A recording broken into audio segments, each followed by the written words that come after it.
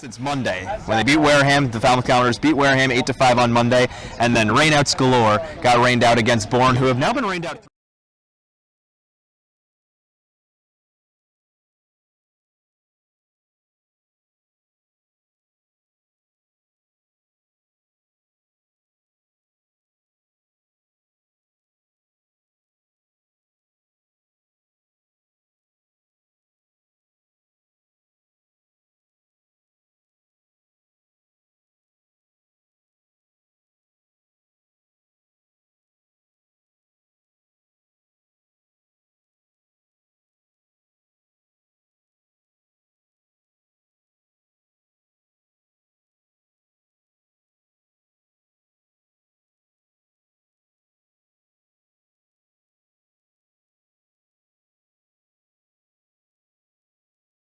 Three games in a row. Yep. Even though there's no rain falling, so something's going on at Durand Park, and we don't know about it. But nonetheless, Falmouth is back in action here at McKeon Park, who was able to play last night against Orleans, and I'm sure these guys are ready to go.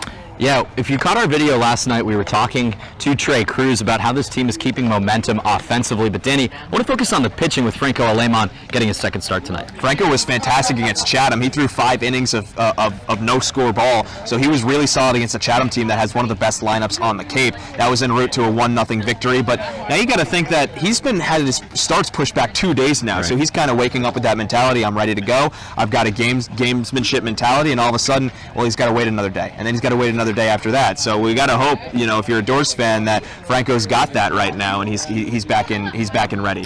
Yeah, he was set to go on Tuesday night against Orleans, and then Wednesday night, and now here on Thursday.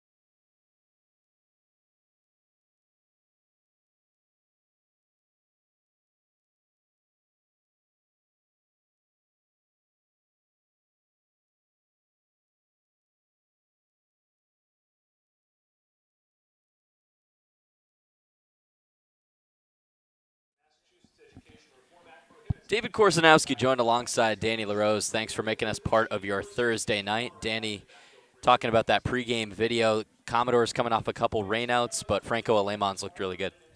Yeah, he looked great against Chatham when he threw 5 innings of scoreless baseball. And as we mentioned in the pregame, is that he had 2 days where he was waking up in the morning, getting ready to go, getting that game face on, all of a sudden being told, nope, it's going to be a rainout today.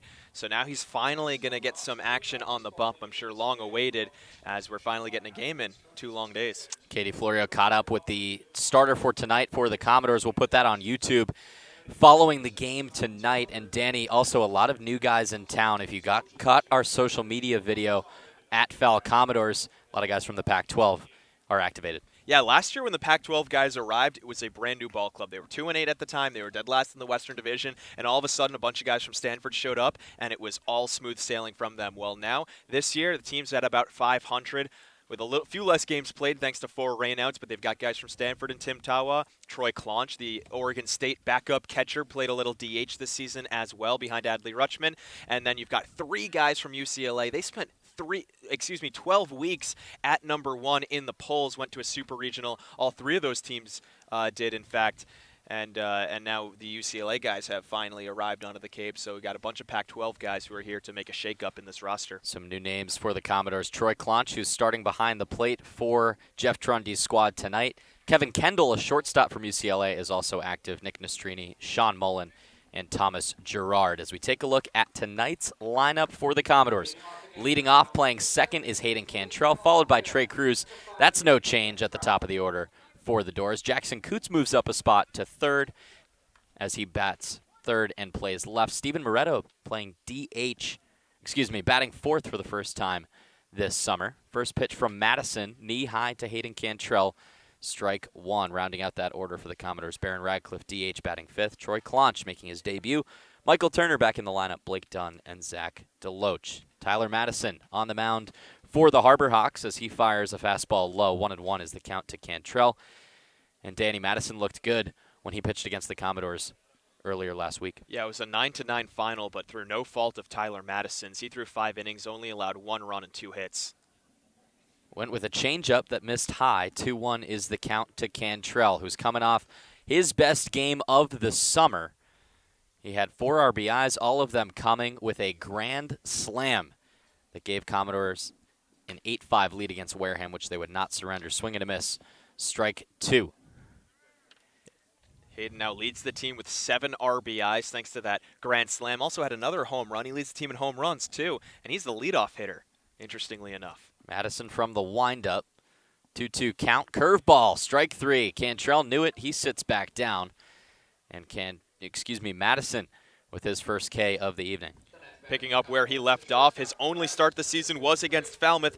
It had 6 Ks in those 5 innings, and he's already off to that start right here. We know that the Doors struggle with strikeouts as a team. Didn't really strike out that much against Wareham in their 8-5 victory, and that's what they're going to have to focus on, is just putting the ball in play, seeing if good things happen. Trey Cruz wearing number 2, batting second. Swings through that fastball 0-1. Both Cantrell and Cruz switch hitting at the top of the Doors lineup. They're both batting as lefties for the first AB tonight. Madison, the righty, fires low and inside. Harbor Hawks wearing their home whites with the pinstripes and the orange letters, blue caps.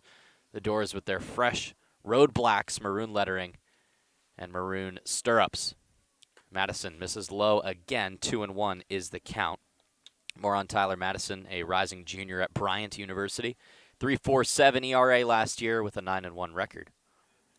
Madison looks into his catcher Hackenberg, winds and delivers. Swing and a miss on the off speed. 2-2. A lot of swings and misses from Madison in the first game against Falmouth, and a couple more here. He's throwing a lot of strikes, and I'm sure it's going to be tough for these Doors hitters, along with the Hyannis hitters as well, given the fog we've got right now in Hyannis. Fastball that Trey Cruz spoils to stay alive. He had a great night against Wareham on Monday as well.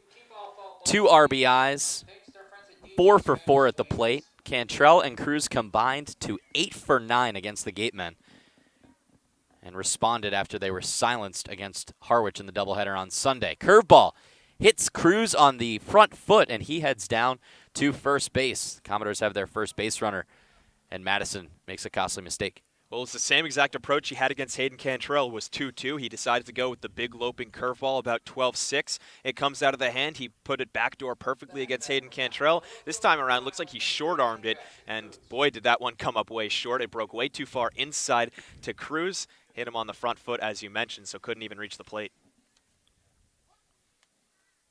Jackson Coots, lefty, who's playing out in the field for the first time this evening. He's playing left for the Commodores. Madison throws over to Brooks Carlson at first to check on Cruz. Madison pitching from the stretch for the first time this evening. As my partner mentioned, some fog rolling in here in Hyannis. Nice block by Hackenberg on the low off speed, 1-0.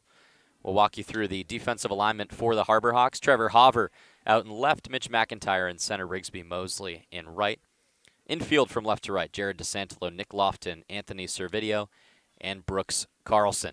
Adam Hackenberg catching for Madison. Ball high, it was a changeup, 2-0. Coots has been pretty hot as of late. He's only 3 for 8, hasn't gotten too many chances. That's good for a .375 average. In 3 games played, he's got a hit in each of them, also has a strikeout in each of them. But he has been one of the more bright spots, especially as a temporary player. He's impressing. Coots from the University of Rhode Island lays off the 3rd straight pitch and the 3rd straight ball. It skips in the dirt, 3-0.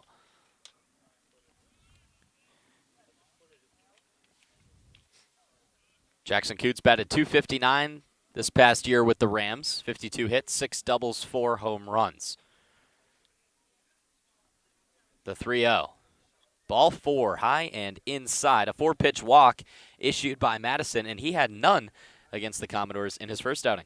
Yeah, starting to miss the strike zone just a little bit in that at-bat. Those 4 pitches, of the 4 pitches coming pretty close. Against Cruz, it was just one curveball that fell out of his hand awkwardly, but now he's gotten himself in a jam. And we mentioned with the fog very thickly settled, might think that a game could have been suspended for a couple of hours, but they want to get it in, hope that this fog dissipates, and you're going to need all the help you can get as a hitter. With the ball coming through, it might be tough to see.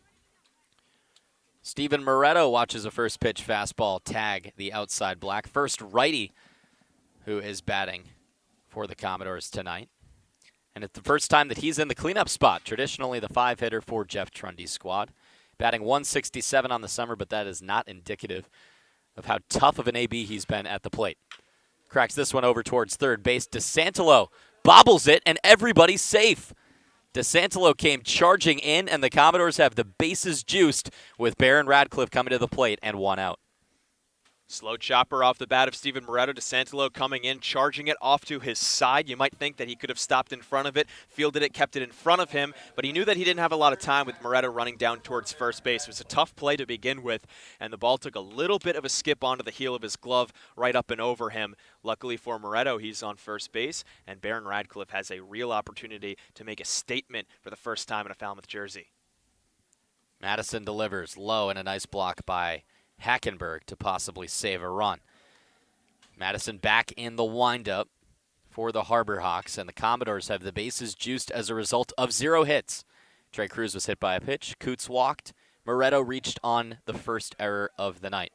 Hyannis has had their struggles defensively, last in the Cape League in fielding percentage. Second pitch fouled back into the screen, 1-1. Barron Radcliffe, a rising junior at Georgia Tech, batting .222 to start his summer in Falmouth.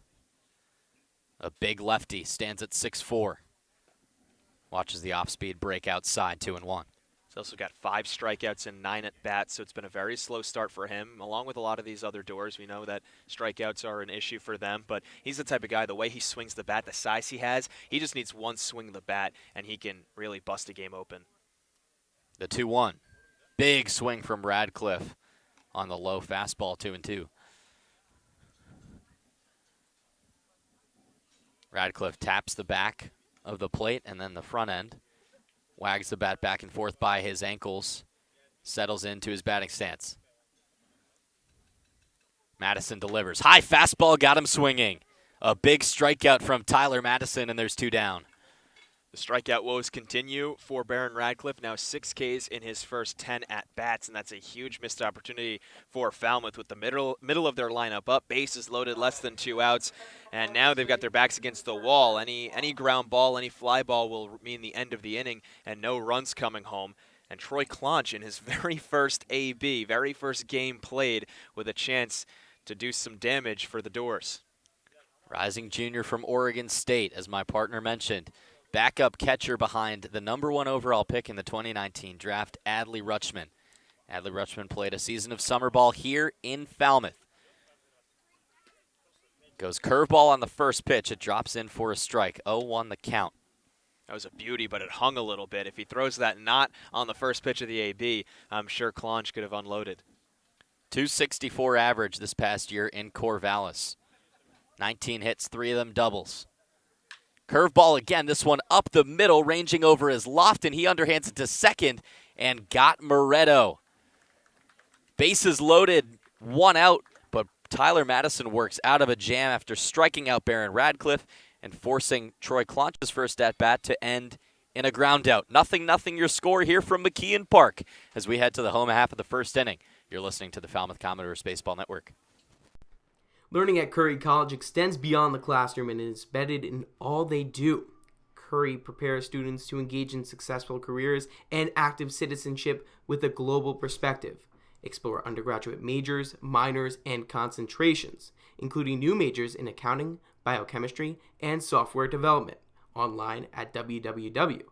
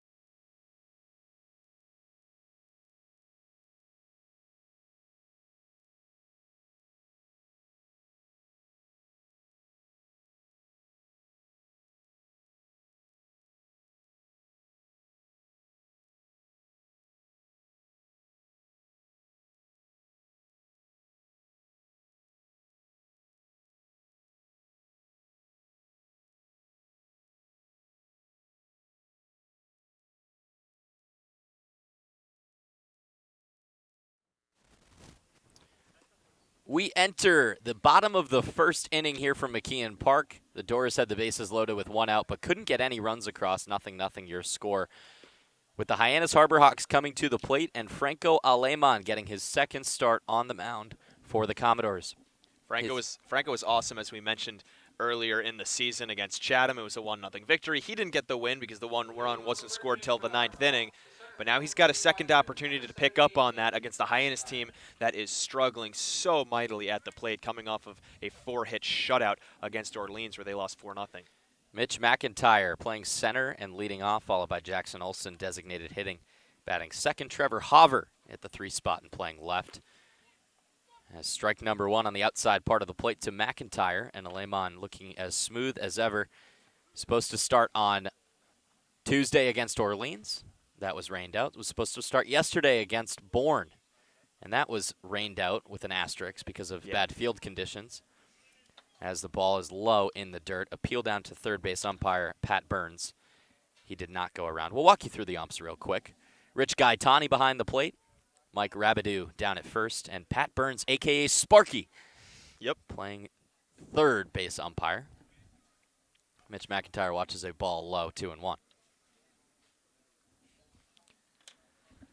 McIntyre hitting 160 to start the summer. He's got 1 extra base hit. It was a double and 2 RBIs.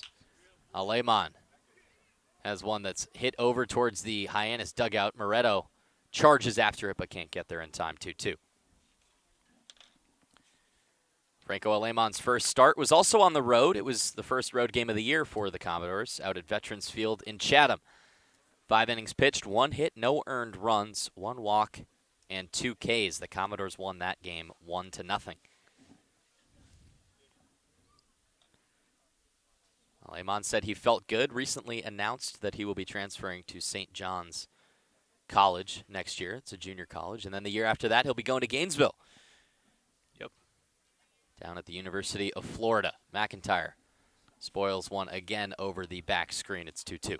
Yeah, he knew that he didn't want to sit out a full year of playing baseball. He wanted to get drafted in a couple of years after his junior year, so he said, I'll go to a junior college, I'll put up numbers there, and then I'll play my junior year, my draft year, over at Gainesville. Maybe even win a national championship if the team's good enough. The 2-2. McIntyre does a good job to stay alive. He fouls it back again. Count remains the same. It's St. John's River College. St. John's River State College. Okay. That's a mouthful. It's a lot of names. It's somewhere in Florida. So Franco Aleman, who just finished a year with the FIU Golden Panthers, will be staying in state next year and the year after that. The 2-2, low, 3-2. Yeah, he said over at FIU that half of his recruiting class left.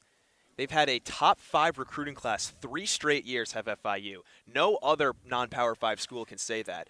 But at FIU, the recruiting coordinator was dominating South Florida and Caribbean, but half of them left, and he was one of them. 3-2 is dribbled back towards short. Trey Cruz fields it on a run, throws onto first for the first out. Got him in time. And Michael Turner playing first base for the first time in the Commodores uniform. Traditionally, a catcher is Turner. As we look at the rest of the defensive alignment for the Commodores, Coots out in left, as we mentioned, his first time playing in the field. Blake Dunn back in center. Zach DeLoach from Texas A&M in right. Moretto at third. Cruz at short. Cantrell at second. Turner at first. And Troy Clonch, Oregon State Beaver, behind the plate. Jackson Olsen steps in and takes a first pitch curveball for a strike. It's going to be really interesting seeing who plays first base day in and day out. I think it's going to be more of a rotation with Matt Nelson from Florida State coming up to the Cape sometime soon. Same exact pitch, same exact result, 0-2 the count. Sometime soon after FSU got knocked out last night. And no real first baseman on this roster for the Doors. You've got 3 catchers. Catchers might be going over to play first base. Langworthy you might see there a couple times. It's going to be interesting. 3-pitch strikeout as Olsen wags at that low fastball, and the first K of the night for Franco Alemán. Jackson Olsen's struggle continues as he's now near the Mendoza line at around 200. This is a Hyannis lineup who I mentioned before have been really struggling with the bats. They're just looking for anything to get going. They've had 4 or 5 guys from last night's lineup not in tonight's lineup after they were shut out, only could muster 4 hits. We'll see if they can do anything against the Alemán. Really, their best game was against Falmouth when they tied 9-9. They put up 9 runs, and since then they've been shut out a couple times. Alemán from the windup fires a fastball just below the knees. Trevor Hauver batting .238 so far this summer. He's an Arizona State Sun Devil coming off a fantastic year. Batted almost .340 with 32 extra base hits. Here's one put in play. Turner's going to field it. Alemán has to go cover the bag. Did he beat it out? Yes, he did. Alemán off the bag, rules first base umpire Mike Rabideau, and they have a runner aboard with 2 outs. Seems like every single hit against Falmouth starting pitching has been like that. They've been little dribblers on the infield, or maybe some towards some holes that were softly hit but that infielders couldn't get to. And that bug continues to bite the Doors as just need a little more athleticism, need a little more speed off the bat, and they would be able to get these outs. Instead, it's a 2-out base runner. Jared DeSantolo, .333 to start his stint in Hyannis. 2 RBIs and a double for the cleanup man. He had a good game against the Commodores as well with 3 hits in that 9-9 tie just under a week ago. So Trevor Hauver reaches on an infield single. Alemán from the stretch. He likes that first pitch curveball. He goes to it again for strike number 1. Hyannis did play last night when the Commodores had an unexpected off day. They played here at McKeon Park and were shut out by the Orleans Firebirds 4-0 to move to 0-7-1. Alemán's fastball low. Going towards second base, Cruz can't field the throw from Clonch. He would have been out. Instead, Trevor Hauver stands in scoring position. That had to have been a late steal. I looked down to note that it was a ball in my scorebook, and all of a sudden, you mentioned that Hauver's running. I look back up, and he's nowhere close. He would have been a dead duck over at second base if Cruz could have made the scoop out of the dirt. So luckily for Hauver, it was a little bit of a tough throw. 1-1 the count to DeSantolo,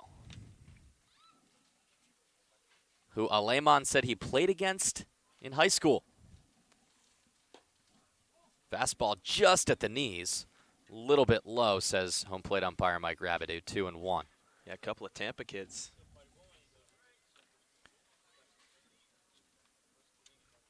DeSantolo goes to FAU.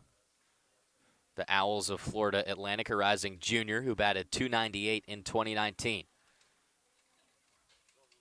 Clonch calls for time and will go out for his first conference with Franco Alemán. Alemán, a big boy, stands at 6'6", 220. Makes Troy Clonch, who is a stocky catcher, look small in comparison. Clonch is pretty big himself, too.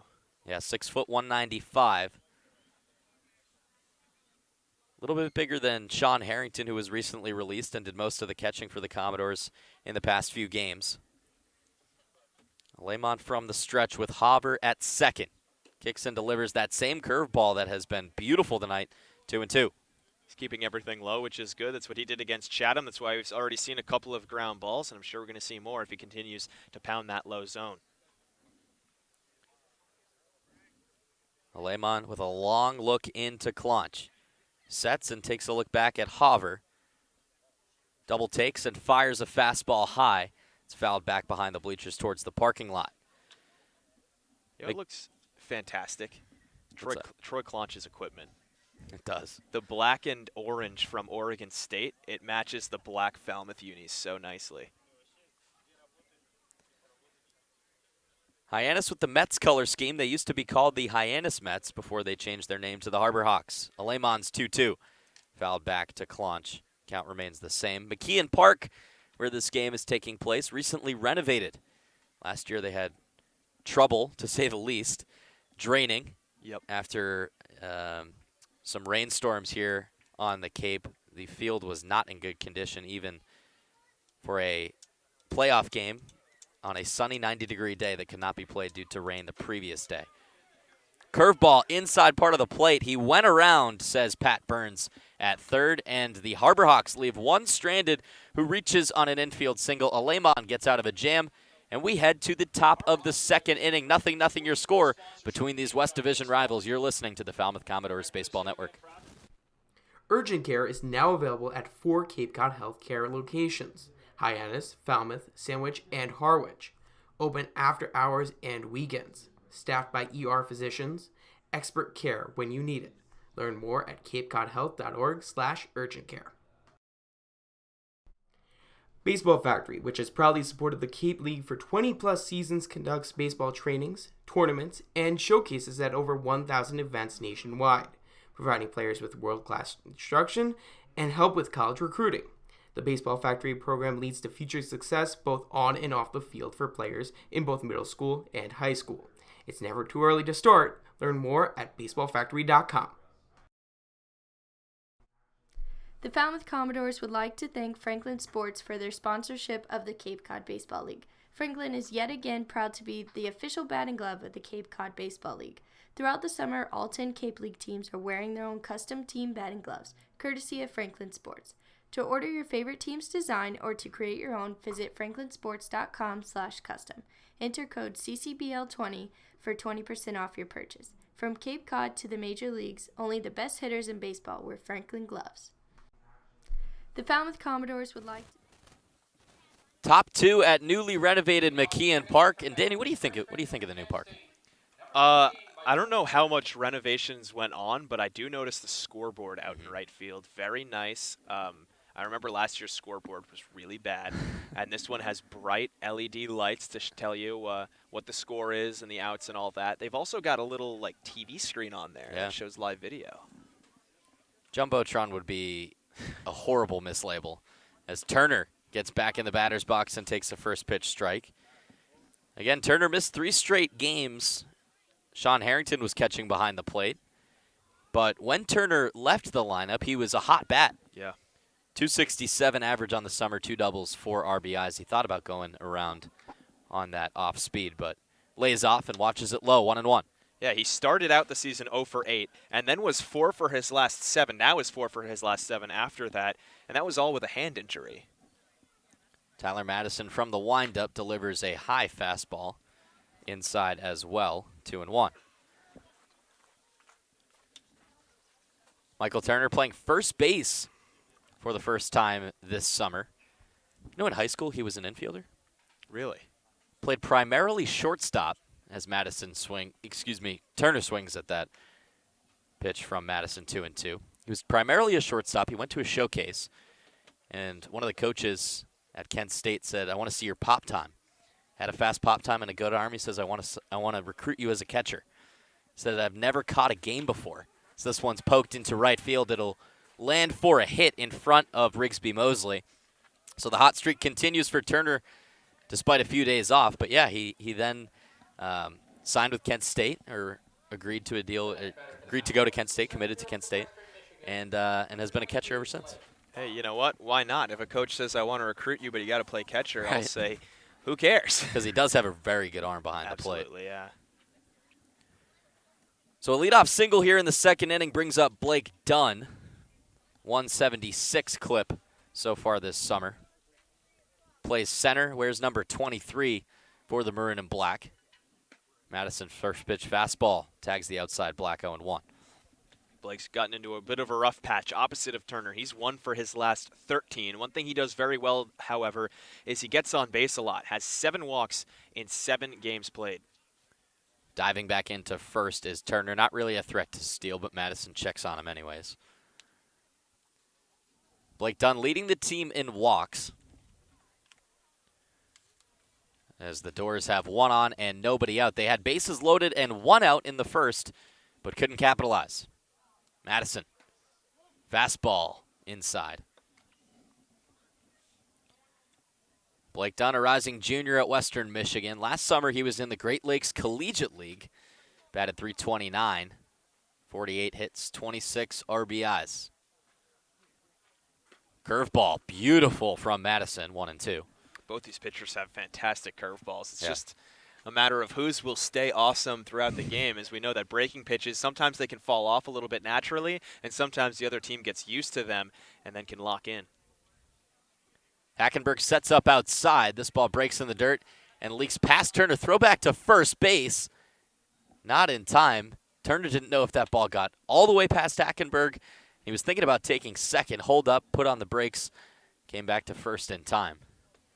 It's one of those where you got to rely on your first base coach. He had no idea where it was. He almost looked like I don't know, like a cartoon character running with his legs in the air, trying to get back to first. Ryan Eiley, the first base coach for the Commodores, as Blake Dunn slices one foul. It's his first season here in Falmouth. Played his college ball at Columbus State University. More notably, I think, played professionally with the Brisbane Bandits in the Australian Baseball League. Australian baseball is a pretty big deal. I don't know if there's any different rules like Australian football, but I know that it's pretty popular. 2-2 from Madison. Fastball high, got him swinging. Blake Dunn has struggled at the plate as of late. Tonight has been no different. 1 out. Yeah, now make it 10 strikeouts in 7, or now 8 games played for Blake Dunn, as he still is trying to find a way to connect with the baseball. Similar to the guy coming up now, who's gotten a lot less chances, but still looking for more ways to get on base. Zach DeLoach, the lefty right fielder from Texas A&M. Played primarily center down at College Station. He's in right tonight. Swings at the first pitch into the screen above the Hyannis dugout. Then the top of the order due up for the Commodores if they avoid an inning-ending double play. Hayden Cantrell, the leadoff man, struck out his first time up.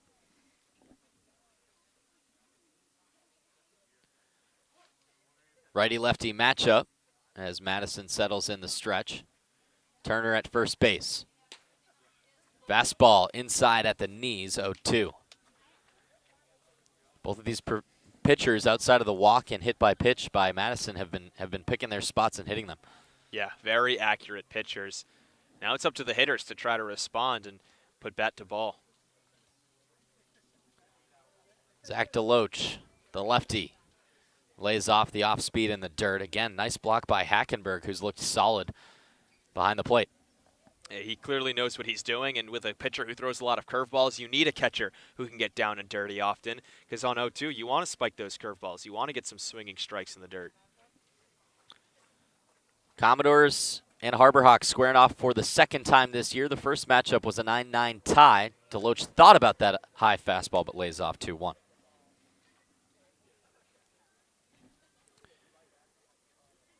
Madison got the start against the Commodores last Friday, and Hyannis was leading for most of the game. They led 6-1 and 9-4, but a 5-run bottom of the 7th tied the game up. Hard hit into right field, but there is Mosley. Turner trots back into first base, 2 down. Mosley moseys on over, if you will, makes an easy catch. I thought that ball was going to get down. I thought he might have hooked it a little bit more too, but stayed up in the air too long. That was a good hard hit ball by Zach DeLoach, and although he's going to go down as 0 for 1, that's a really good start. Looks like he's starting to put together some better swings as well. Yeah, good AB from Deloach. Definitely his hardest piece of contact this summer as Hayden Cantrell steps in for the second time in as many innings. Struck out looking on 5 pitches his first time up. Curveball tags the knees, and again, this curveball from Madison has looked dangerous here in the second. Looked very inside and looked a little low to me as well, but I guess a good frame job by Hackenberg was able to fool Rich Gaetani, excuse me. Cantrell connects and lifts one into center field. It's down for a base hit. Turner moves to second, but will stay there. And Cantrell now 1 for 2 and continues to mash against Hyannis as he has an over 300 batting average against the boys in blue. Yeah, it's something that he did not even know, but he was like, all right, that's awesome. I'll keep doing that, and he has. He's now 1 for 2 on the game. Continues to stay red hot as he improves to 5 for his last 7. Important for Cantrell as well as he's not striking out as much. He's starting to swing earlier and often. He did strike out in the first inning, but I think part of the reason why he's been swinging so early in counts like he just did now is because he doesn't want to strike out.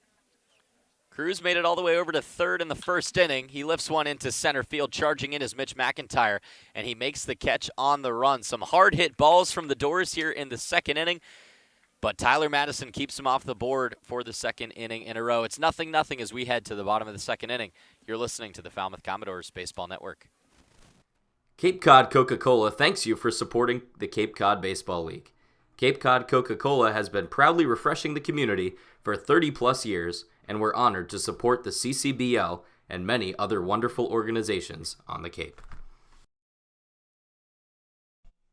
The Colossal Lobster Rolls are back at the 99 restaurants. Visit today in Centerville, Falmouth, Mashpee, Wareham, or Yarmouth for the best value for lobster rolls on the Cape. The 99, proud sponsor of the Cape Cod Baseball League. Red Shirt Fridays is a national program created to acknowledge, honor, and support our troops who put themselves in harm's way to defend our freedom. In support of this program, the Cape League teams will be wearing a specially designed red jersey every Friday. Support our troops and join us by wearing red each Friday. Learning at Curry College extends beyond the classroom and is embedded in all they do. Curry prepares students to engage in successful careers and active citizenship with a global perspective. Explore undergraduate majors, minors, and concentrations, including new majors in accounting, biochemistry, and software development. Online at www.curry.edu.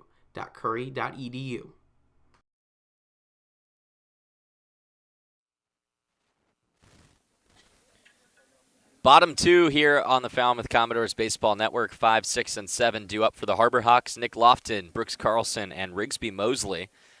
And if they get to him, the 8-hitter Adam Hackenberg and Anthony Servideo will round out the order for Hyannis. Franco Aleman kicks the dirt back and forth on the rubber, settles in. He allowed only 1 hit in the first inning and fires a first pitch fastball well high. Nick Lofton, 269 average to start the summer. 2 doubles, though.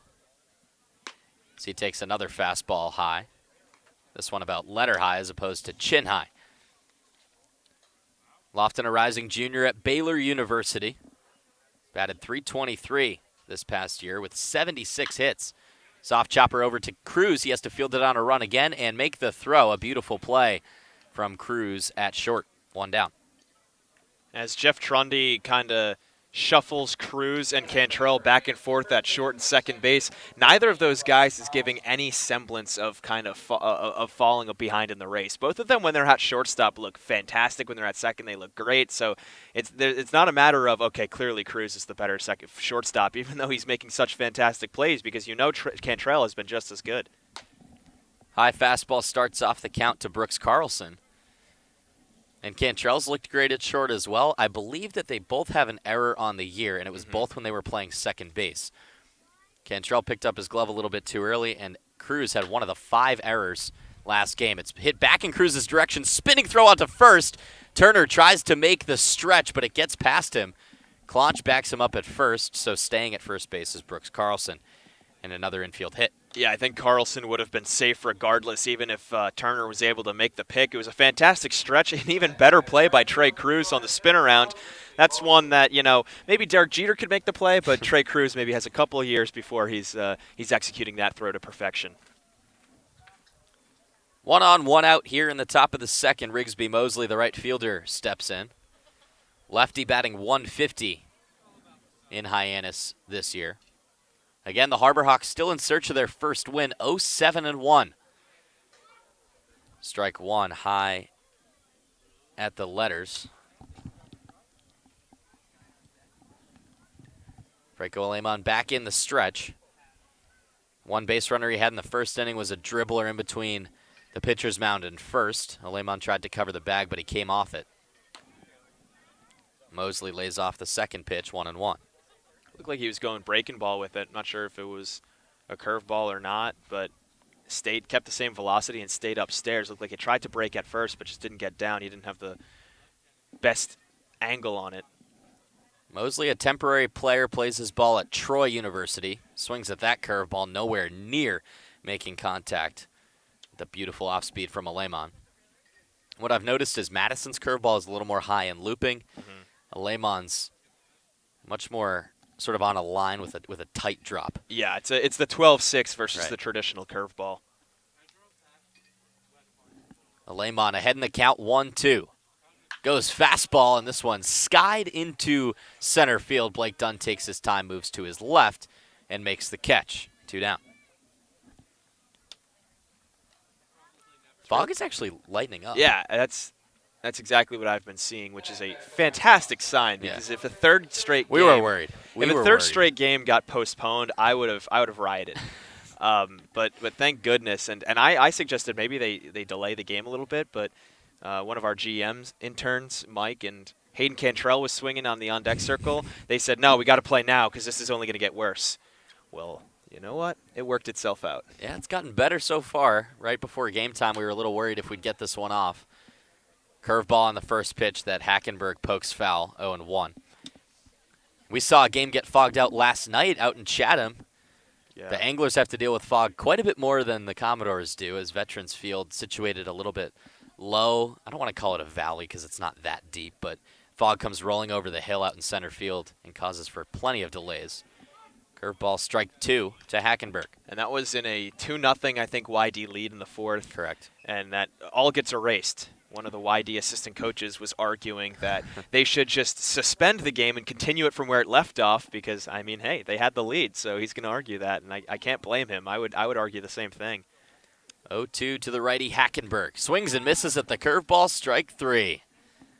Running on the pitch was Brooks Carlson, but no matter, as Alemán gets his third strikeout of the evening. It's 0-0 as we head to the third. You're listening to the Falmouth Commodores Baseball Network. Learning at Curry College extends beyond the classroom and is embedded in all they do. Curry prepares students to engage in successful careers and active citizenship with a global perspective. Explore undergraduate majors, minors, and concentrations, including new majors in accounting, biochemistry, and software development. Online at www.curry.edu. Urgent care is now available at 4 Cape Cod Healthcare locations: Hyannis, Falmouth, Sandwich, and Harwich. Open after hours and weekends. Staffed by ER physicians. Expert care when you need it. Learn more at capecodhealth.org/urgentcare. Baseball Factory, which has proudly supported the Cape League for 20-plus seasons, conducts baseball trainings, tournaments, and showcases at over 1,000 events nationwide, providing players with world-class instruction and help with... The Falmouth Commodores would like to thank Franklin Sports for their sponsorship of the Cape Cod Baseball League. Franklin is yet again proud to be the official batting glove of the Cape Cod Baseball League. Throughout the summer, all 10 Cape League teams are wearing their own custom team batting gloves, courtesy of Franklin Sports. To order your favorite team's design or to create your own, visit franklinsports.com/custom. Enter code CCBL20 for 20% off your purchase. From Cape Cod to the major leagues, only the best hitters in baseball wear Franklin gloves.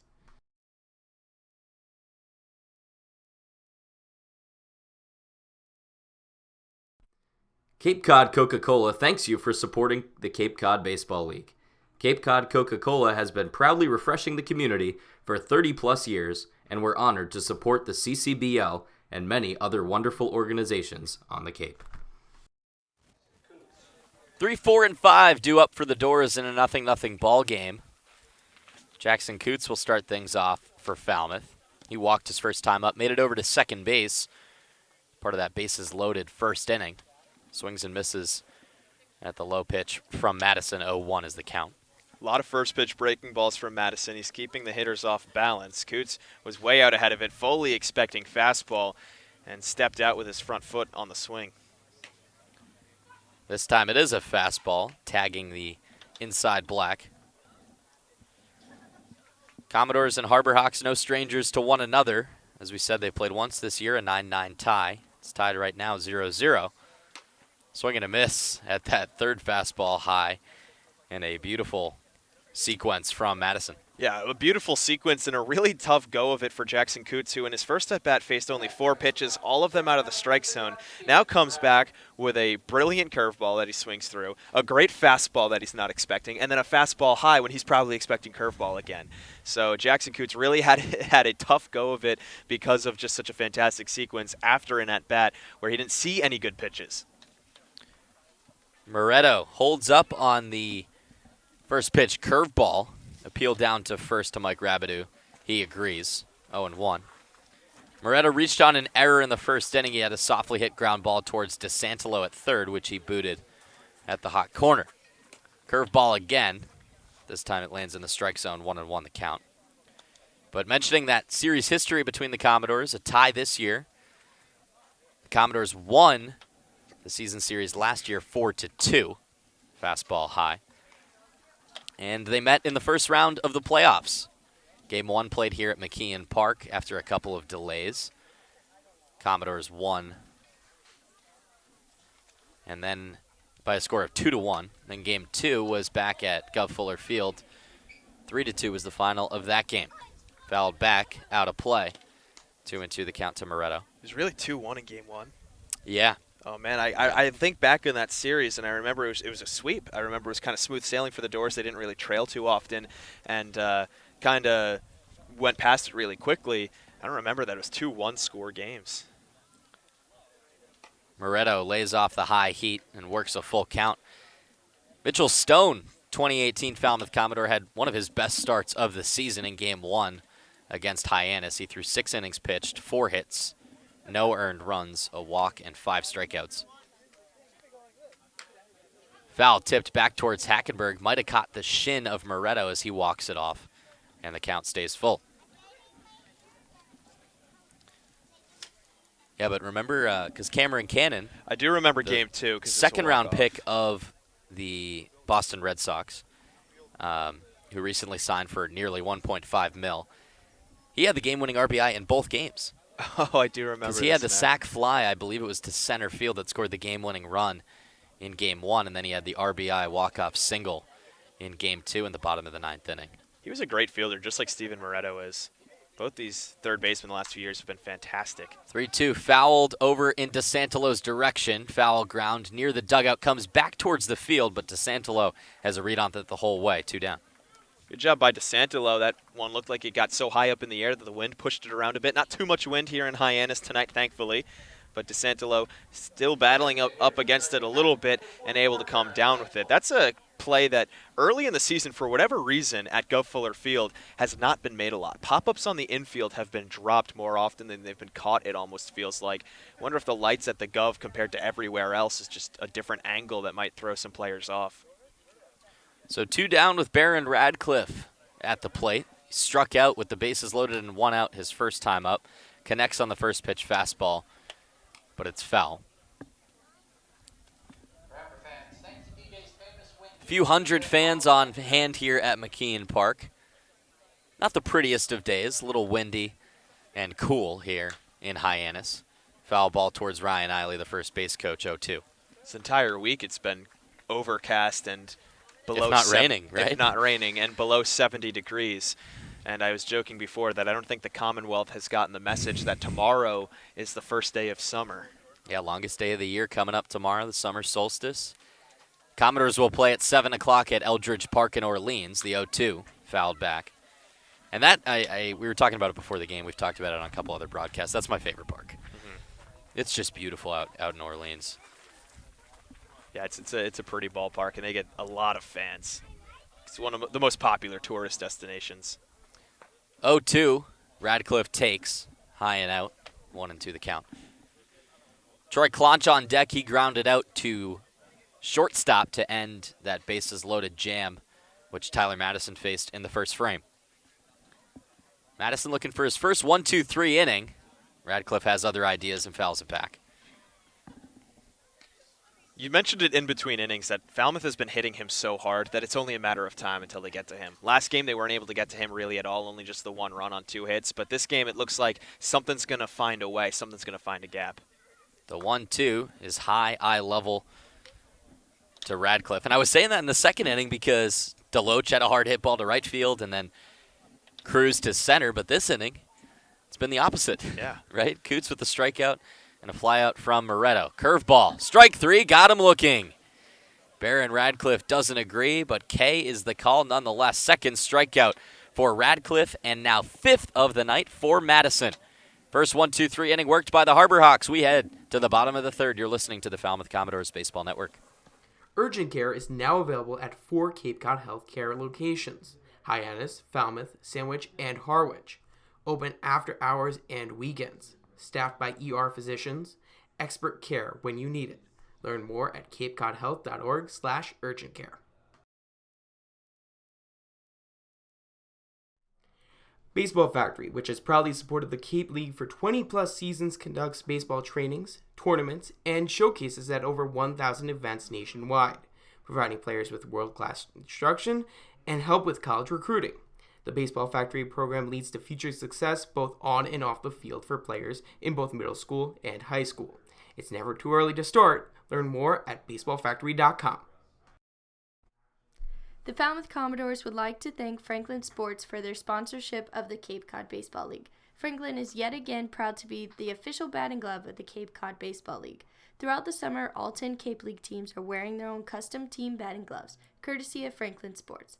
To order your favorite team's design or to create your own, visit franklinsports.com/custom. Enter code CCBL20 for 20% off your purchase. From Cape Cod to the major leagues, only the best hitters in baseball wear Franklin gloves. Cape Cod Coca-Cola thanks you for supporting the Cape Cod Baseball League. Cape Cod Coca-Cola has been proudly refreshing the community for 30-plus years, and we're honored to support the CCBL and many other wonderful organizations on the Cape.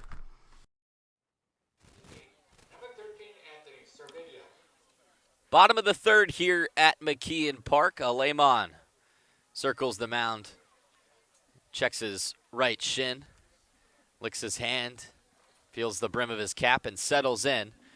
No runs on 2 hits, no errors for Falmouth. No runs on 2 hits, 1 error for Hyannis. Strike number 1 inside to Anthony Servideo. New addition to Hyannis since the Doors and Harbor Hawks last squared off. He's from the University of Mississippi, 0 for 7 to start the summer. Watches a fastball inside, 1-1. Anthony Servideo, a .287 average this last year with the Rebels. One of his best games against Texas A&M. He had 3 hits. Alemon misses high. From the same state as the big righty for the Commodores in Jupiter, Florida. He's going to be a redshirt sophomore next year. Alemon kicks and delivers. Beautiful fastball that Servideo just gets a piece of, 2-2.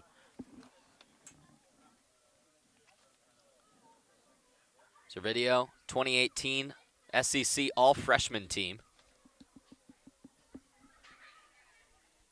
Alemon shakes off Troy Clonch once, twice, and they agree on a pitch. Here's the 2-2, high. It's like a David versus Goliath matchup right now. Servideo is not a very big guy, and Franco is towering on the mound. But Servideo, like you said, he's a very good ball player.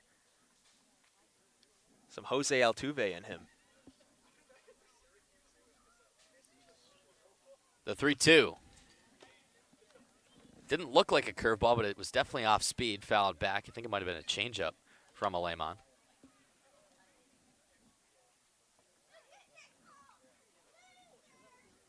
Yeah, only at 5'10" is Servideo. Listed at 5'10". High fastball, and that's the first walk issued tonight by Franco Alemon. Hyannis has a leadoff runner on here in the third.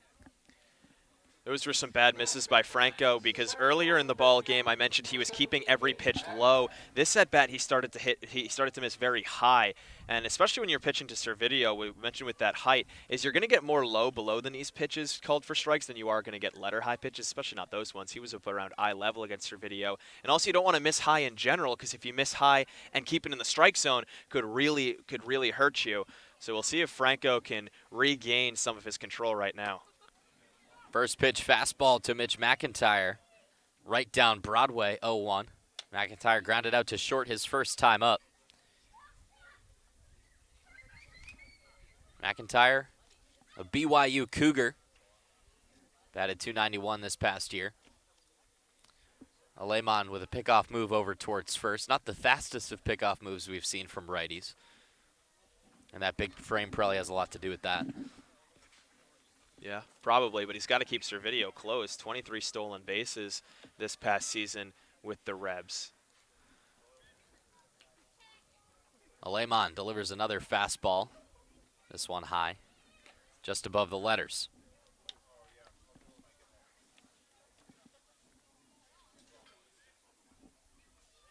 Alemon from the stretch. First time the Harbor Hawks have had a leadoff runner on in this game. Curveball, beautiful pitch. Broke right down the middle of the plate and below the letters, 1 and 2.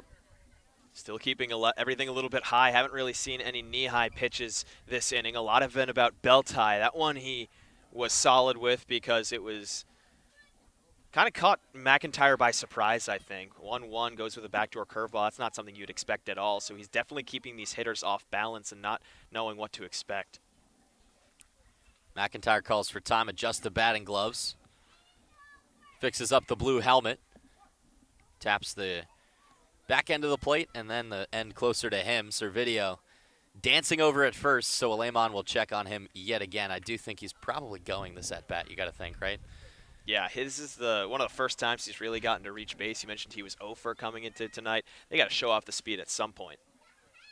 The 1-2. Strike 3, got him looking. Throw back down to first is blocked by Turner. Servideo gets in safely. 1 down. Dave, you know how I mentioned before that the wind wasn't really whipping in Hyannis? I spoke way too soon. Yeah. Wind is coming from hitting us in the back. That means that the wind is going to start whipping out towards the outfield soon. So home runs might become more commonplace if the wind stays at this pace. True. If you're in the batter's box and you're facing out towards center, you're facing north. The ocean behind us is only a couple miles away. Jackson Olsen watches the first pitch outside, 1-0. He struck out on 3 pitches his last time up in the first inning. Only 2 hits for the Harbor Hawks as Alemon checks on Servideo yet again. And it seems like offensively, it's one of 2 things that happens for Hyannis. They either have a lot of hits, 10 plus, and leave a ton of guys on base and lose. Or they have sub-5 hits and get shut out. They've been shut out multiple times. They've also put up 6 or 7 runs multiple times and lost in big games. Ball 2 misses just a little bit high to Olsen. 3 shutouts against the Harbor Hawks. 11-0 in game 2 by the Katuitt Kettleers. 3-0 3 nights ago, against Brewster. And then last night, a 4-0 loss to the Orleans Firebirds. Fastball that Olsen cannot catch up to, 2-1. And then they've also lost in some slugfests, 12-5. They lost 11-5, 12-4. So 4 and 5, I mean, it's not a lot, but it's still enough to get you some wins in some other games. And all 3 of those games, the Harbor Hawks had more than 10 hits. You got to be scoring more than 5 runs. This one back towards Cruz. He was covering the bag, so he'll go to first. Low throw that's picked nicely by Turner, 2 down. That was actually a fantastic play by Cruz. I didn't think he was going to be able to make it. He had to stop short, like you mentioned. He was covering second, stops on a dime, and then settles himself to have to field a backhand, makes a beautiful backhanded pick on the ground ball, throw over to first in time. So Cruz, that mindset of got to cover second, all of a sudden flips into got to make the backhand, which can, is more often than not a tougher play to make for a lot of guys on ground balls, and then can also be, a mental shift, whereas you're thinking just catching the baseball from my catcher, it becomes having to make a nice pick, and Cruz makes it look seamless. 2 down and a runner on second. That's Anthony Servideo, who reached on a walk and then moved over to second on that fielder's choice just now. Trevor Hauver watches a strike on the inside part of the plate, and it seems like behind the plate, Rich Gaetani is calling that inside strike to lefties. Absolutely. It's been consistent both against the doors and working for them. Hauver calls for time. He had that infield single in the first inning and then stole second base. A delayed steal from the 3-hitter. Alemon delivers a curveball. The sharp break, and Clonch moves over to his right to keep it in front of him. 1-1. Yeah, Hauver's the guy you got to be careful with. You mentioned his stats in his first at-bat, 339 average. He's got a runner in scoring position and 2 outs, and the way the game has been going now, each team with 2 hits apiece through almost 3 full innings, you got to be careful. Any run could count if it keeps up. Alemon from the stretch. There's that inside strike again, 1-2. Some outstanding numbers from Hauver this year. 24 multi-hit games, a 15-game hit streak, a 21 on-base streak. He hit 439 with runners in scoring position. It's ludicrous. From Chandler, Arizona, plays his ball in Tempe with the Sun Devils, who made a trip back to the NCAA tournament this year but were bounced in heartbreaking fashion in the regional phase. Strike number 3, inside part of the plate, second K, looking that Alemon has gotten here in the third. Clonch goes and gives a fist bump to his big pitcher, and despite a leadoff walk, the Doors walk away unscathed. We head to the 4th. You're listening to the Falmouth Commodores Baseball Network. Learning at Curry College extends beyond the classroom and is embedded in all they do. Curry prepares students to engage in successful careers and active citizenship with a global perspective. Explore undergraduate majors, minors, and concentrations, including new majors in accounting, biochemistry, and software development. Online at www.curry.edu.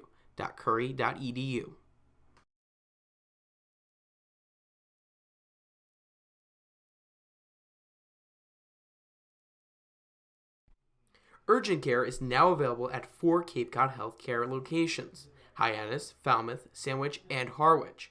Open after hours and weekends. Staffed by ER physicians. Expert care when you need it. Learn more at capecodhealth.org/urgentcare.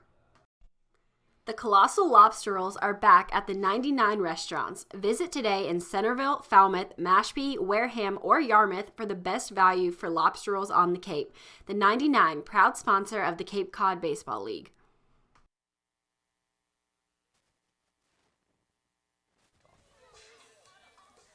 For sales and rentals of Caterpillar machinery, generators, and marine engines, visit MiltonCat.com, your area cat dealer. Milton Cat, the Cape and Islands Caterpillar dealer, is proud to be a proud sponsor of today's game. That was a bad one. You were so excited to do it. I mean, I guess. I don't know. Welcome back to McKeon Park. Danny LaRose joined alongside David Korsanowski, who stinks at cold reads. I know. What it's the heck? okay. It's because we record them all, and our producer plays them all during the breaks. You'll have a million more chances this season. Ball number 1 looks a little bit high to Troy Clonch, who will be leading off the inning for the Commodores. 0-0 score here in the 4th inning. Second meeting between Hyannis and Falmouth. First one ended in a tie. 1-0 to Clonch. The catcher from Oregon State is a curveball for a strike at the knees.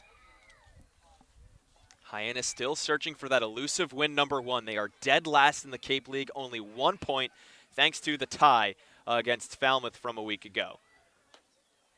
1-1 fastball is about ankle high. Yeah, that was bad. And a frame job from Hackenberg, they say, paints the knees. That was so low. A long look back from Clonch and a nod of the head. He's a little bit more diplomatic than maybe some of his other teammates would be. Heard an uproar from the dugout on the first base side. Here's a 1-2. High fastball rattled right back into the mask of the catcher, Hackenberg. Foul ball nonetheless.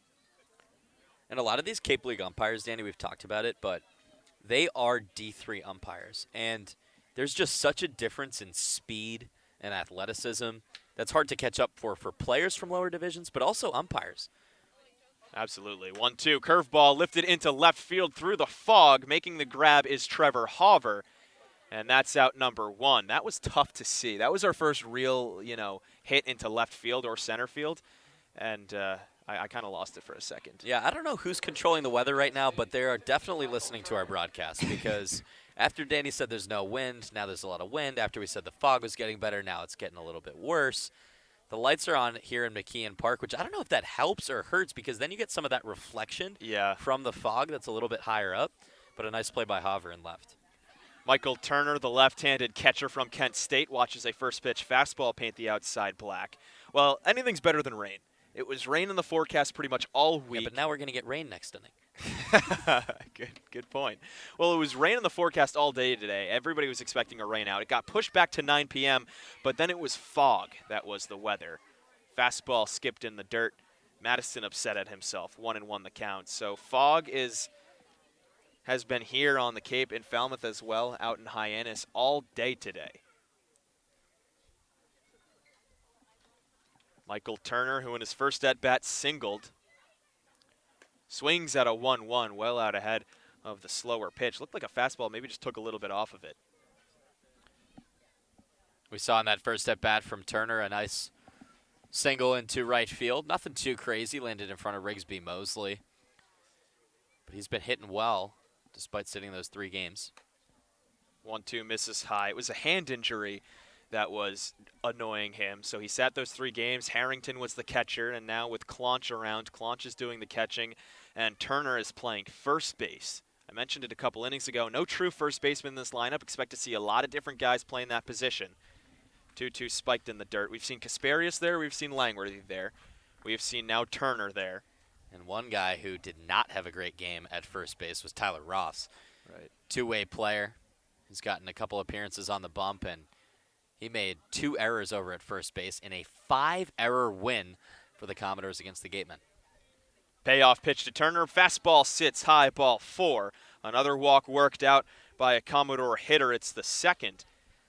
And now Turner's on base in back-to-back appearances. And Madison has kind of been a tale of odd or even innings, right? In the second, he struggled a little bit with a couple hits. In the first, he loaded the bases due to lack of control. Last inning, he had a 1-2-3 inning. So really, every inning has been completely different for him. He's had a strikeout or more in every inning so far. But that control seems to come and go with him. Yeah. He was pretty much all there in the first outing he had against the Doors. Didn't allow a lot of base runners, only 2 hits. Pickoff move over to first, nothing doing. It's interesting how they keeps checking on Turner, who is a catcher who does not steal a lot of bases. Yeah, and I'm interested, too, how well these guys know the scouting reports on Yeah. other teams, right? Because it's summer baseball, so you got to think maybe they're just throwing to any runner on base, just in case. First pitch to Blake Dunn. He swings right through a fastball on the outside corner. We mentioned it last inning, that inside corner to lefties has been called a lot. Yeah. That pitch looked maybe a hair outside, but Dunn has maybe reacted to the strike zone, and he goes and chases it. It's a little bit of a wider strike zone from Rich Gaetani behind the plate, so you got to protect. 0-1. That one misses way high. Dunn struck out swinging his first time up in the second inning. Now makes him 1 for his last 14, 10 strikeouts in his last 7 games played. Bottom of the order now. He started out in the beginning of the season at the 3-hole. He's now down to the 8-hole. Here's the 1-1 from Madison. Curveball way outside. Good block by Hackenberg, who's had to get down and dirty a couple of times. Yeah, Hackenberg looks good behind the plate. Seen a handful of balls in the dirt. Nothing's really gotten past him. One that leaked behind him and to the right, but he slowed it down enough to make sure that Turner, who was at first, couldn't steal. 2-1 the count now with 1 out. From the stretches, Madison lifts and fires home. Fouled back into the screen right behind home plate. How often have we seen that from Blake Dunn? Just so many foul balls, it seems like, from him, and going right directly back into the screen. Yeah, I don't know if it's a timing issue, if it's sort of these different pitchers that he's seeing here on the Cape, maybe still catching up a little bit. But we haven't seen too much hard contact from Dunn. Facing a 2-2 count with Turner on first. Set at the belt is Madison. He comes home with the pitch. It's a curveball again, skipped in the dirt well outside. And that curveball that was so sharp earlier in the game is now starting to miss the strike zone a heck of a lot more. Yeah, you took the words right out of my mouth, Danny, because that ball's not even close. That's not fooling anyone who's at the plate. And that, if he is struggling with control on that pitch, that's one less pitch he has in his arsenal, which he can rely on right now. And was arguably his best pitch in the early goings. Here's the 3-2. Fastball popped up on the infield. Back is the second baseman, Servideo. He's called off by the shortstop, Lofton, who makes the grab about 10 to 15 feet out in the outfield grass in center for the second out of the inning. Couple things I saw on that play, Danny. Number one was the center fielder, Mitch McIntyre, had no idea where that ball was. He had his arms outstretched sort of by his thighs. He was like, where is it? Luckily, Nick Lofton at short did have a read on it, but that almost leaked out of his glove. When you're a catcher and you're fielding something high in the air, you want to be fielding it with the web of your glove. You want to make sure that it's pointed upwards. He caught that in sort of the palm of his glove, and it almost dribbled out. So a lucky play from Lofton and something he needs to note going forward. Runner stays on first with Deloach the hitter. Pickoff move, nothing doing. Zach Deloach flew out to right field his first time up. It was a hard-struck ball we mentioned at the time. It looks like he's starting to get back into the swing of things after a couple of days off between his school season and the Cape season. Now 0 for 6, but putting bat to ball. First pitch of his AB, lifted into deep right field. Back is Mosley. He's at the track. He's at the wall. It's off the wall in center field, pardon me. McIntyre digs it out. Rounding third, coming home is Turner. Play at the plate. Ball is way late. Turner slides in safely. And Zach Deloach, speak the devil, has his first hit on the Cape, and it's an RBI double. Hard hit ball. He squared up Madison, and he knew he was getting first pitch fastball. He had the green light, and he knew he wanted to swing at that first pitch because sometimes on the Cape, the first pitch you get is often the best you see in the at-bat. Hard hit ball into right center field. Thought the fog might have been an issue, but Mitch McIntyre had a good read on it. That scores a run no matter what. Fog was absolutely an issue for me. That's true. I had my eyes. Yeah, we didn't know where it was. Yeah, I had my eyes glued to right field, and I was looking at Mosley trotting towards the wall. Thought it was gone. Yeah. All of a sudden, McIntyre in dead center is digging it out. I was a good 40 feet away from it. Cantrell swings at the first pitch. Dribbler right back in front of the mound, picking up his Hackenberg throw to first in time. Didn't get far enough away. It's a quasi-bunt of sorts, despite a full swing from Hayden Cantrell that went about 5 feet. He's thrown out at first on the 2-3 putout, and that will retire the side. But the Commodores score one on the one hit from Deloach, an RBI double, no errors, and one runner left on base. We go to the home fourth, 1-0 Falmouth on the Falmouth Commodores Baseball Network. Urgent care is now available at 4 Cape Cod Healthcare locations: Hyannis, Falmouth, Sandwich, and Harwich. Open after hours and weekends. Staffed by ER physicians. Expert care when you need it. Learn more at capecodhealth.org/urgentcare. Red Shirt Fridays is a national program created to acknowledge, honor, and support our troops who put themselves in harm's way to defend our freedom. In support of this program, the Cape League teams will be wearing a specially designed red jersey every Friday. Support our troops and join us by wearing red each Friday. The Colossal Lobster Rolls are back at the 99 restaurants. Visit today in Centerville, Falmouth, Mashpee, Wareham, or Yarmouth for the best value for lobster rolls on the Cape. The 99, proud sponsor of the Cape Cod Baseball League.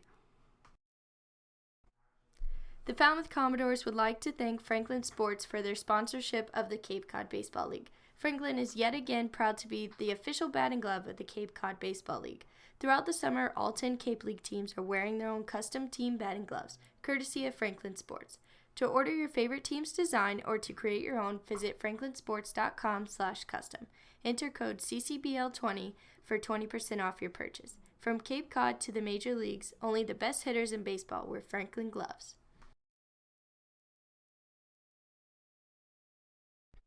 Learning at Curry College extends beyond the classroom and is embedded in all they do. Curry prepares students to engage in successful careers and active citizenship with a global perspective. Explore undergraduate majors, minors, and concentrations, including new majors in accounting, biochemistry, and software development, online at www.curry.edu.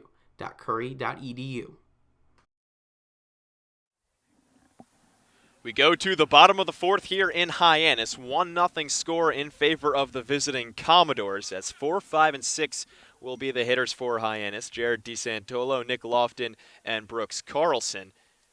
1 for 3 among the trio. Franco Aleman back out for his fourth inning of work with an arm warming up in the bullpen. So we'll see if Franco only gets 4. Should be a surprise to me. Granted how he threw 5 his last time out. He's at 50 pitches right now. First pitch to the lefty, DeSantolo, is too far inside. I think the range you see on the Cape, and we'd have to ask pitching coach Mike Landry a little more, but anywhere between 50 and 80 pitches for starts. 80's pushing it. 1-0, breaking ball, fouled back towards us, evens up the count. DeSantolo from FAU struck out swinging back in the first inning to end the inning. This is now only the second time through the lineup for Aleman up against Hyannis. Meanwhile, the Doors, they're nearing on their third time through the lineup. Cantrell already with 3 at-bats. Fastball hits the outside corner. 1-2 goes the count. Yeah, so the Harbor Hawks have had 1 base runner every inning, and that's been it. Commodores, on the other hand, they had a total of 6 guys come to the plate in the first inning, 5 in the second, 5 in the fourth. Doors only lead 1-0. 6 runners left on base in total. Fastball fouled back into the screen, keeps the count the same. Meanwhile, Hyannis, as you mentioned, 1 runner on base each inning, and he's been left on base every inning. They have 3 total. DeSantolo coming off of a near 300 year at FAU. 1-2, line drive over towards right field. That one falls on the fair side of the first base line. He's going to round first, head for 2, throwing from Deloach out and right, high to Cruz as he just barely is able to snag it on a leaping catch. Would have been well overthrown, potentially 3 for DeSantolo. Instead, he slid into second safely with a double. I think with a perfect throw, he's still safe.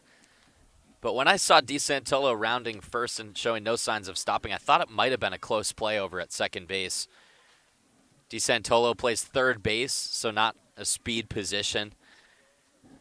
But he's now second double of the year and the second time that the Doors have given up a leadoff runner. Here comes Nick Lofton, who is 0 for 1 with a ground out to short. He's got a runner in scoring position and nobody out, pardon me. The Baylor Bear from Corpus Christi. Batting from the right side, playing shortstop tonight. Aleman from the stretch, kicks and fires a first pitch curveball, misses somewhere inside. We've gotten some chirps from the Falmouth dugout in that one. Looks like a good curveball to me. Granted, we don't have the best angle. We're sort of staring down that third base line into right. 1-0 from Franco is a fastball. Sharp line drive past the diving Steven Moretto and into left field. Stopping at third is DeSantolo as the throw comes in to Moretto. So first and third on back-to-back hard-struck baseballs. And this is getting dicey for Aleman, who's just been given the lead. As we mentioned, Sam Weatherly warming from Clemson University. And this is now the most hits that Aleman's given up in an outing. Granted, he's only had 2 outings, and his first was nearly perfect, but a couple hard hit balls from hitters 4 and 5, squaring him up well. And I think it's that second time through the order they sort of have a read on it, probably talking in the dugout about what he's going to and when. They've looked prepared coming to the plate, swinging better bats. No mound visit from pitching coach Mike Landry. Brooks Carlson swings the first pitch fastball inside, outs it towards the right side and foul. Runners on first and third. Harbor Hawks threatening. No runs on 4 hits, 1 error for the Hawks. 1 run on 3 hits, no errors for the Doors. Infield is back, conceding the run, looking for the double play. The 0-1 from Aleman. Misses low. Yeah, and I think that's got to be the strategy for Aleman here too, right? You can't miss anything high. You can't try to strike him out. I think you're trying to go low and force something on the infield to give up that run, but possibly get 2 out. 1-1 from Franco. Breaking ball sits beautifully at the knees. Not much Carlson can do with it as he falls behind 1 and 2. And I shouldn't say you're not trying to strike him out, but my biggest thing, you don't want to miss high here. You don't want to give him something to drive to the outfield. He's already got 1 hit on the day. Came in the 2nd inning. He was stranded on 1st. Here's the 1-2. Outside, Claunch gets there quickly. Boy, he looked spry behind home plate. He does look really good.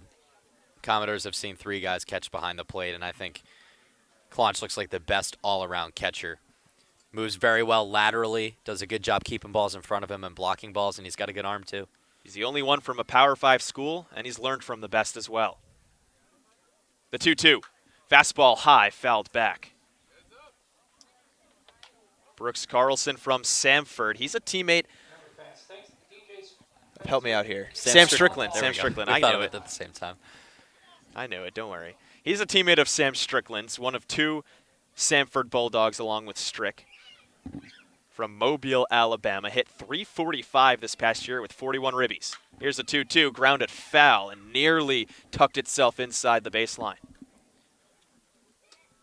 Going back to that hit from Nick Lofton. A 1-hopper that got past Moretto, who is playing a little bit more shaded towards third base than he is right now. But sort of a similar looking ball over in the direction of Michael Turner at first base. 2-2 the count to Carlson, who led Samford in the past 2 years in a bevy of offensive categories. The pitch. Another fly ball foul. That looked like a breaking ball that did not break. Stayed just above the letters. Probably would have been ball 3. But Carlson, trying to protect the plate, swung away. 8th pitch coming in this at-bat to Carlson, who's 1 for 1 so far today. You can tell it's an important one for both of these guys with runners on the corners and nobody out. The 2-2 again. Ground ball, left side. Moretto is there. 5 to 4 to 3. It's a double play. The run comes home to tie the ball game. But heading back to the dugout. Heading back to the dugout is Brooks Carlson without an RBI.